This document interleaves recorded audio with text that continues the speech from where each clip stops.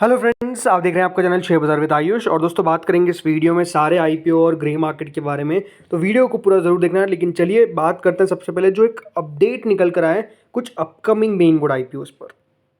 So friends, खबर क्या है? खबर ये है कि मोबीक्विक और वारी एनर्जीज के आईपीओ को बेसिकली ग्रीन सिग्नल मिल चुका है सेबी से, और अब बहुत ही जल्द आपको ये आईपीओ मार्केट्स में उतरते हुए देखने को मिल सकते हैं। तो देखिए, दोनों कंपनीज़ को बेसिकली सेबी की तरफ से अप्रूवल जो है वो मिल चुका है। याद रखिएगा, ये दोनों कंपनीज़ ने डीआरएचपी फाइल कर रखी थी। इनको अप्रूवल चाहिए था सेबी का, राइट। तो अब सेबी का जो ऑब्जर्वेशन लेटर है वो बेसिकली 19 सितंबर को इन दोनों कंपनीज़ को रिसीव हुआ। और यहाँ पर दोस्तों, अब ये अपना आईपीओ कभी भी लेकर आ सकते हैं within 1 year from the receipt of the letter, right. मतलब जो आज इनको रिसीट मिली है उससे अगले 1 साल के अंदर अंदर वो चाहे तो अपना आईपीओ लेकर आ सकते हैं। एक्सपेक्टेशंस ये है कि डेफिनेटली आपको जल्द इन दोनों का आईपीओ आता हुआ नजर आएगा। अगर मैं बात करता हूँ सबसे पहले दोस्तों मोबीक्विक सिस्टम्स के बारे में, तो देखिए, Bajaj finance, peak XV partners, Abu Dhabi investment authority और सिक्योर कैपिटल बैक्ड ये पेमेंट सर्विस कंपनी है वन मोबीक्विक सिस्टम्स, अपने आप में देखिए जानी मानी कंपनी है। 700 करोड़ रुपए के आसपास दोस्तों कंपनी जो है वो रेस करती हुई नजर आएगी। पूरा का पूरा फ्रेश इशू है, कोई भी ऑफर फॉर सेल नहीं है। तो देखते हैं यहाँ पर कंपनी बेसिकली अपना आईपीओ कब अनाउंस करती है। इनको अप्रूवल मिल चुका है। इसके अलावा जिसका आई थिंक सब लोग वेट कर रहे थे कि कब जाकर अप्रूवल मिलता हुआ नजर आएगा, वो है दोस्तों वारी एनर्जीज। 28 दिसंबर 2023 को दोस्तों कंपनी ने पेपर सबमिट किए थे सेबी के साथ, और अब जाकर यानी आप देखिए 19 सितंबर को अप्रूवल जो है वो मिलता हुआ नजर आया। तो काफ़ी समय लग गया। अब खबर के हिसाब से दोस्तों क्या खबर है कि इनको भी अप्रूवल मिल चुका है। वारी एनर्जीज अपने आप में आपने सुना ही है, वारी रिन्यूएबल के शेयर के बारे में जिस तरीके से वेल्थ क्रिएट करी है। खास बात क्या है, क्या शेयर होल्डर कोटा दोस्तों रहता हुआ नजर आएगा? तो आंसर इज नो, बिल्कुल शेयर होल्डर कोटा नहीं रहने वाला है इस इशू के अंदर। तो अगर आप सोचते हैं कि शेयर होल्डर कोटा है, बिल्कुल भी कंपनी ने डीआरएचपी में फाइल नहीं किया था। आरएचपी पे कर दे उसकी बात अलग है, लेकिन ओवरऑल ये बात ध्यान रखिएगा, आरएचपी के अंदर भी कंपनी नहीं कर सकती बिकॉज वारी रिन्यूएबल एक सब्सिडरी है। ये आपको बेसिकली दोस्तों ध्यान रखना है।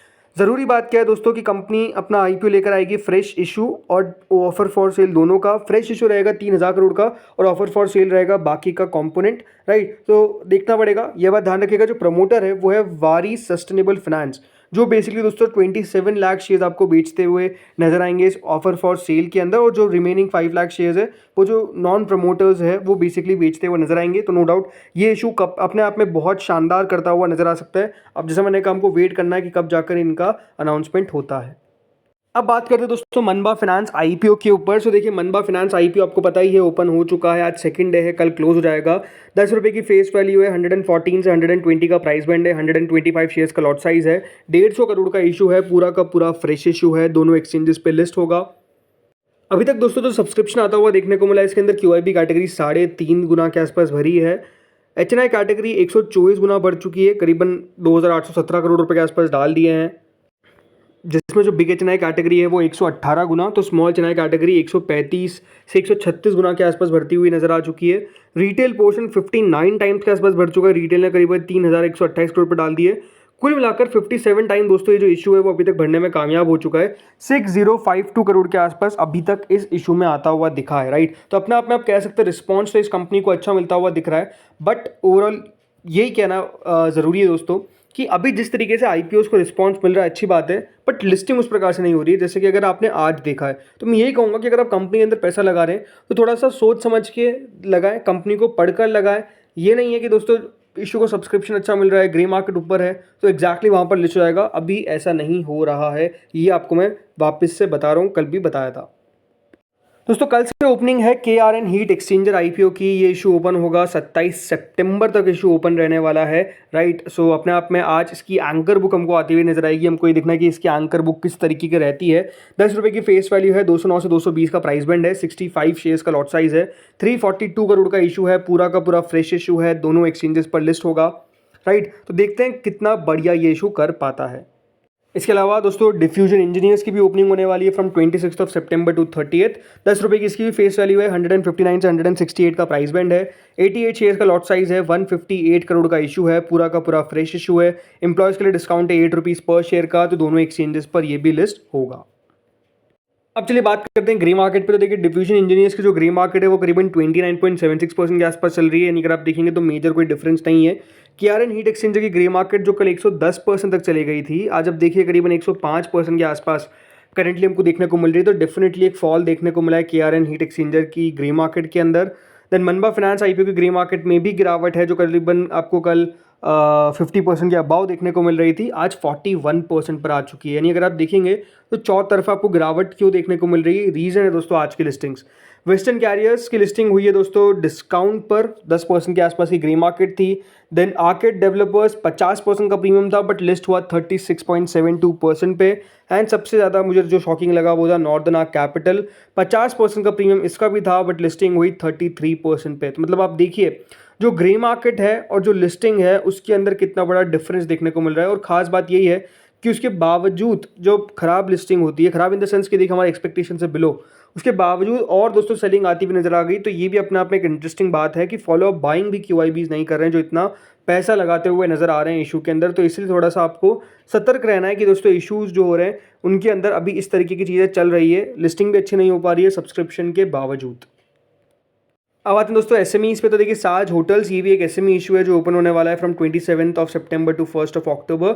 65 का प्राइस बैंड है, 27.63 करोड़ का इशू है। देन अगला आता है HVX टेक्नोलॉजी, ये भी दोस्तों एक SME इशू है जो ओपन होगा फ्रॉम 27 टू 1 अक्टूबर, राइट। 458 का इसका प्राइस बैंड है। देन आता है दोस्तों नेक्सस पेट्रो इंडस्ट्रीज़, ये BSE पे लिस्ट होगा, 105 रुपये का इसका प्राइस बैंड है, 19.43 करोड़ का इशू का साइज़ है, 26 सितंबर से 30 तक ओपनिंग है। देन सहस्रा इलेक्ट्रॉनिक्स, ये दोस्तों एक SME इशू है जो अपने आप में काफ़ी बड़ा है, करीबन 186 करोड़ का जो NSE पे लिस्ट होगा, 283 का प्राइस बैंड है। आप देख सकते हैं 180 रुपये का ग्रे मार्केट है, ऑलमोस्ट 63%, 186 करोड़ सोना का इसका साइज़ है, 26 सितंबर से 30 तक इसकी ओपनिंग है। देन दोस्तों अगला इशू आता है फोर्ज ऑटो इंटरनेशनल, ये भी एक SME इशू है जो NSE पे लिस्ट होगा, 108 का प्राइस बैंड है, कोई ग्रे मार्केट नहीं है, 31.10 करोड़ का इशू का साइज़ है, 26 सितंबर से 30 तक इसकी ओपनिंग है। देन दोस्तों अगला आता है दिव्य धन रिसाइकलिंग, ये भी एक SME इशू है जो NSE पे लिस्ट होगा, 64 का प्राइस बैंड है बट कोई ग्रे मार्केट नहीं है, करीबन 24 करोड़ का इशू का साइज़ है, 26 सितंबर से 30 तक ओपनिंग है।